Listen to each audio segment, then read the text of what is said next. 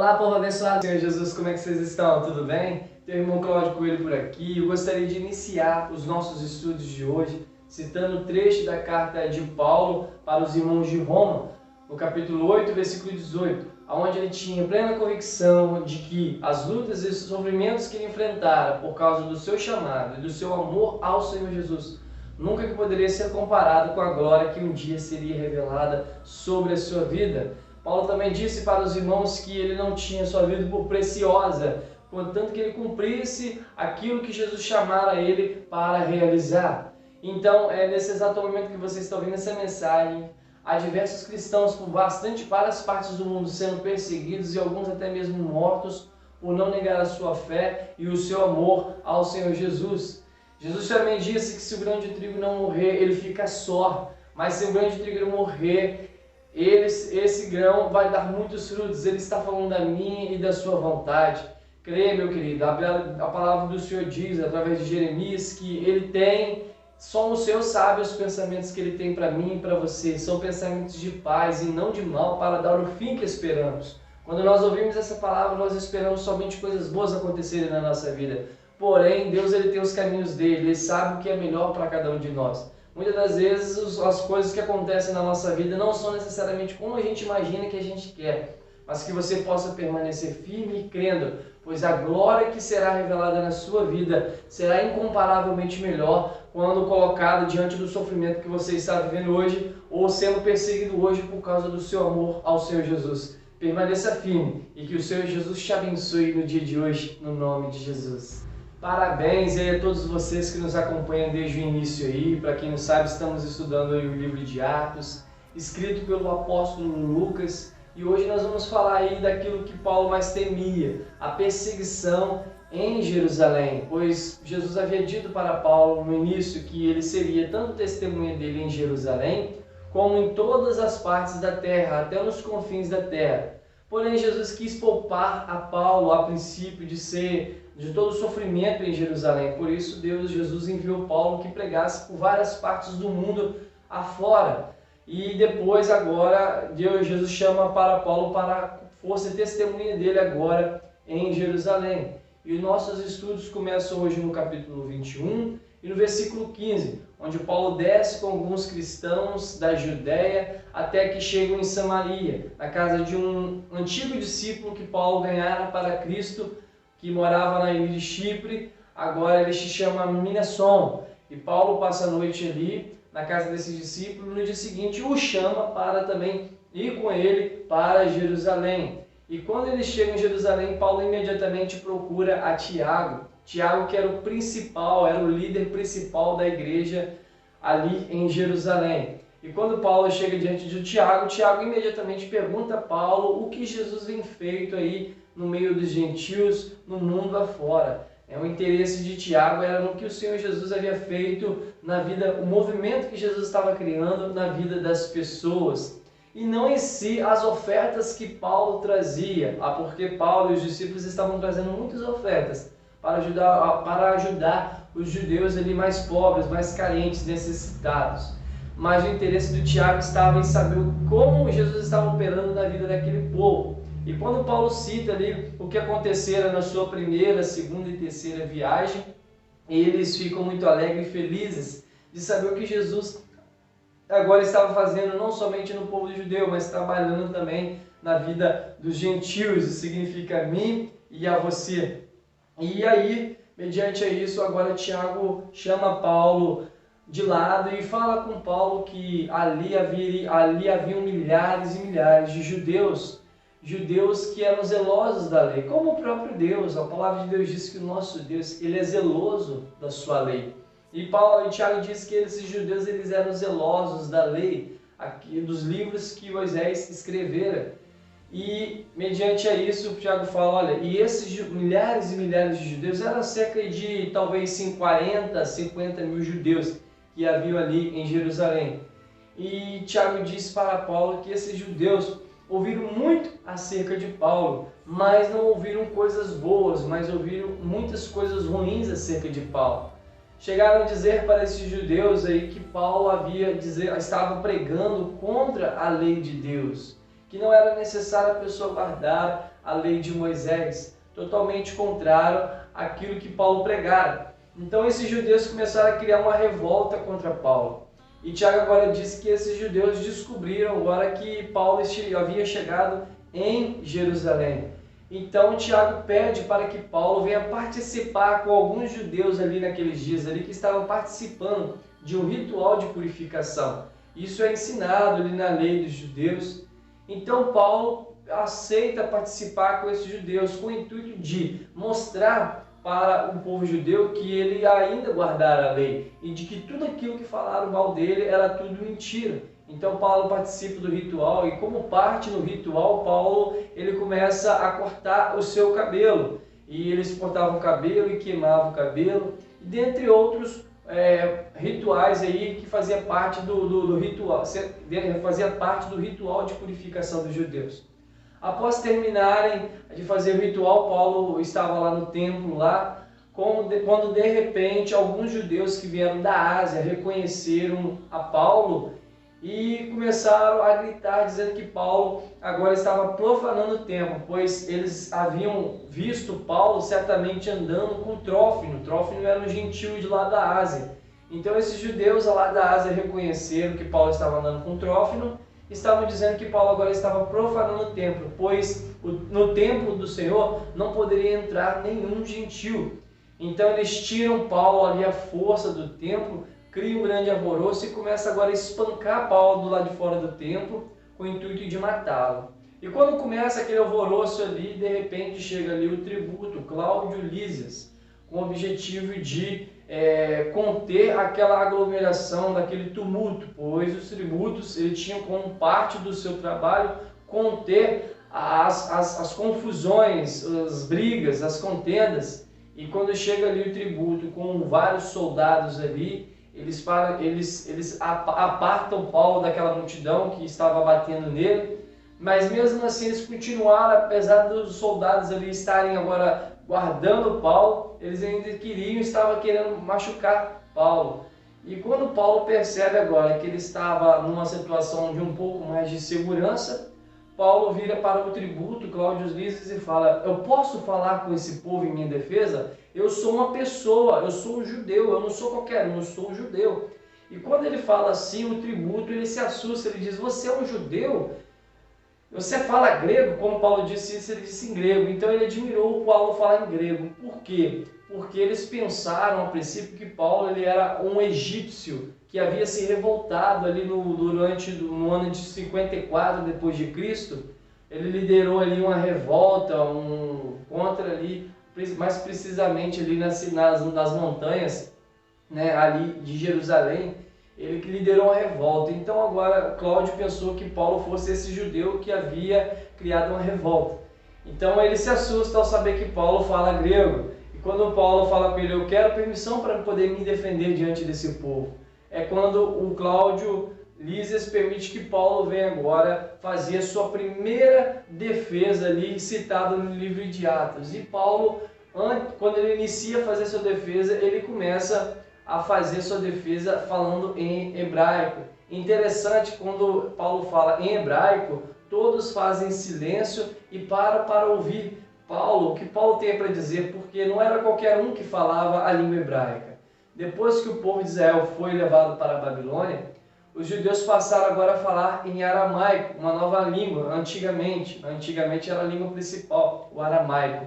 Então Paulo não só sabia falar grego, o grego era a língua principal, mas Paulo também sabia falar hebraico. E hebraico eram somente as elites, somente os judeus mais devotos que sabiam falar hebraico. E quando Paulo começa a fazer sua defesa em hebraico, os irmãos fazem silêncio e começam a ouvir o que Paulo fala. E quando Paulo fala em hebraico, todos fazem silêncio. Então Paulo começa a fazer o seu primeiro discurso. Ali no capítulo 22 do livro de Atos, Paulo começa dizendo que ele havia nascido em Tarso, que pertencia ali à capital da Cilícia, mas que ele havia crescido ali com Gamaliel, que na verdade é em Jerusalém. Alguns dizem que Paulo foi para Jerusalém com seus 13 anos. Paulo tinha alguns parentes, que logo daqui a pouco nós vamos ver ali.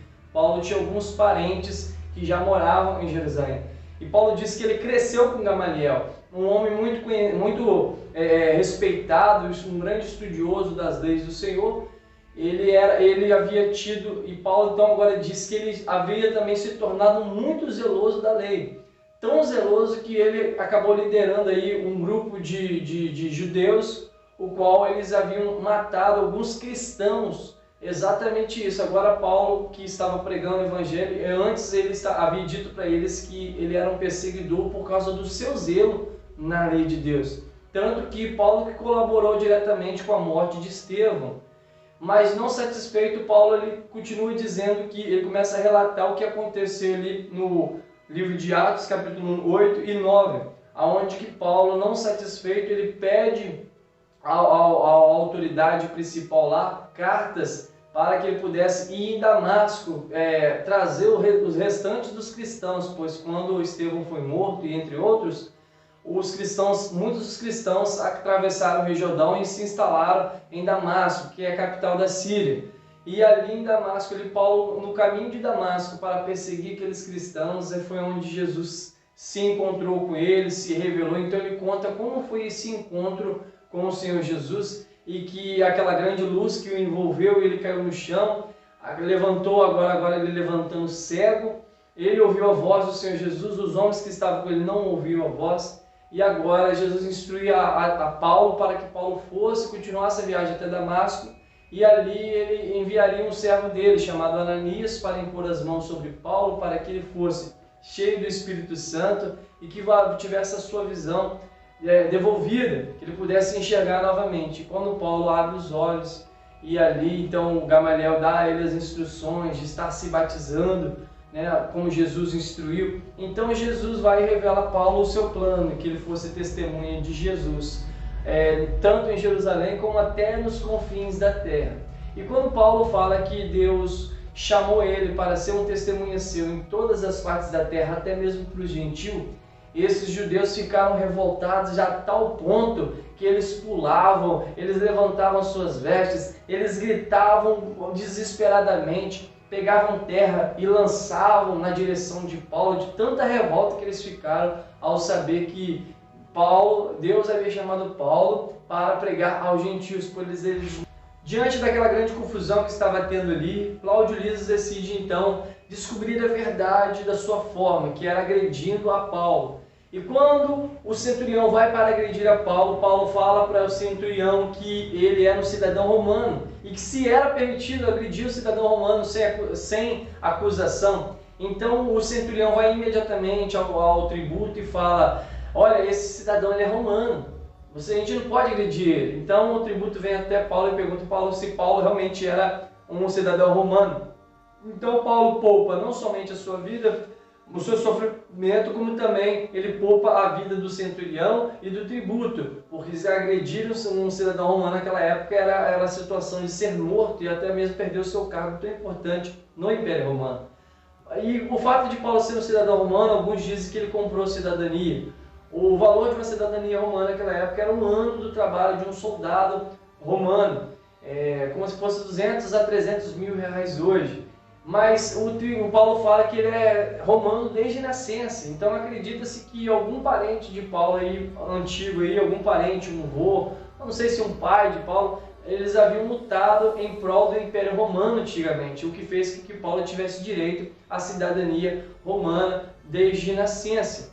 E quando eles falam isso, então o tributo leva Paulo até os principais ali do povo judeu, para então ser julgado ali, para ver qual era o grande motivo da acusação de Paulo. E quando leva Paulo até os principais ali, no capítulo 23, Paulo começa então a fazer o seu segundo discurso. E quando Paulo começa dizendo ali que ele estava ali dentro da vontade de Deus, que o coração dele estava em paz diante do Senhor, quando ele começa a fazer o seu discurso, o sumo sacerdote, o principal ali, manda agredir a Paulo, dando-lhe um soco na boca. E aí Paulo se levanta muito revoltado, dizendo que ele era um homem corrupto e que Deus iria castigar ele, pois sem acusação, contra a própria lei que eles seguiam, eles estavam agredindo a Paulo. E foi onde eles dizem que Paulo respeitasse esse homem, para que Paulo respeitasse ele, pois ele era um sumo sacerdote. Paulo falou ironicamente: nossa, eu não sabia, porque se ele realmente fosse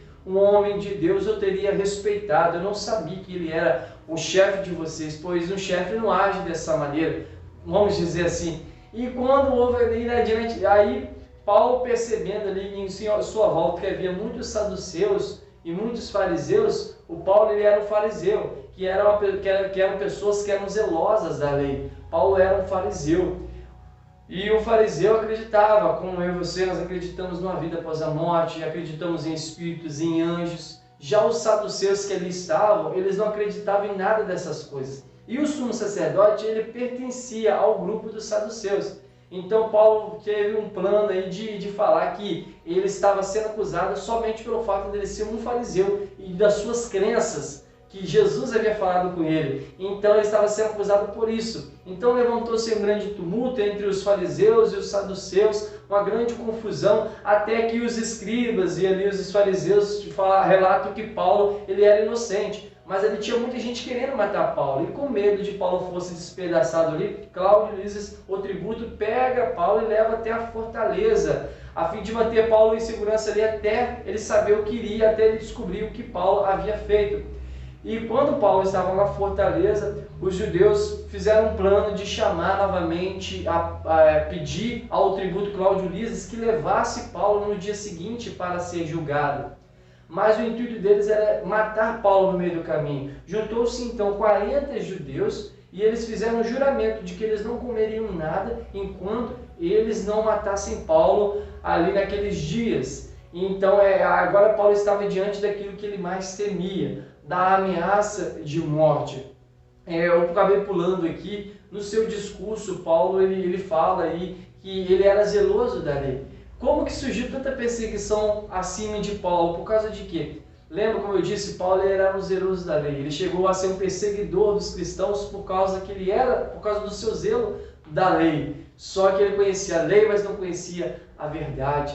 E aí ele era um grande perseguidor. Mas quando Jesus o encontrou, Paulo agora se tornou de perseguidor a ser um defensor do Evangelho de Cristo. E quando assim que ele se converteu, ele pregou muito em Damasco, em Jerusalém. E ali criou-se uma grande revolta, pois eles tinham Paulo como um grande traidor. Até mesmo os cristãos, a princípio, não queriam aceitar Paulo. Então, diante daquela grande perseguição por Paulo, foi onde Deus mandou que Paulo fosse para Tarso. E lá em Tarso, Paulo ficou, se não me engano, 13 anos ali. E depois dos 13 anos em Tarso, foi onde Jesus fez com que Paulo pregasse, fizesse a sua primeira, segunda e terceira viagem missionária. E agora Paulo está diante daquilo que ele mais temia. Ele já chegou a escrever cartas para que os irmãos orassem para ele, para que ele vencesse aquelas perseguições e que ele não fosse morto.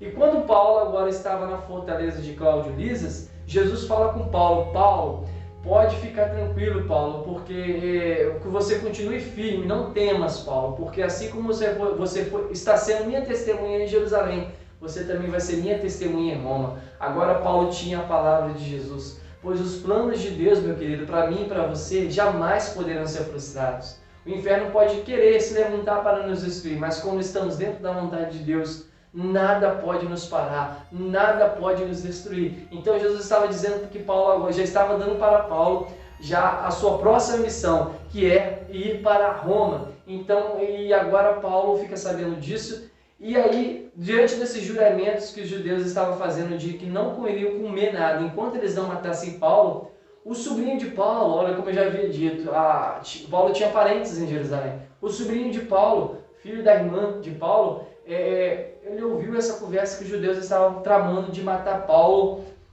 querer enganar o tributo e matar Paulo no meio do caminho. 40 judeus. Eu lembrei da história de Alibabá e os 40 ladrões que iam matar Alibabá. Mas aí o que aconteceu? E aí o sobrinho de Cláudio, de Paulo, quando ficou sabendo disso, foi até a fortaleza. Não sei de que forma ele conseguiu ter essas informações dos judeus, se ele estava ali no meio, não sei.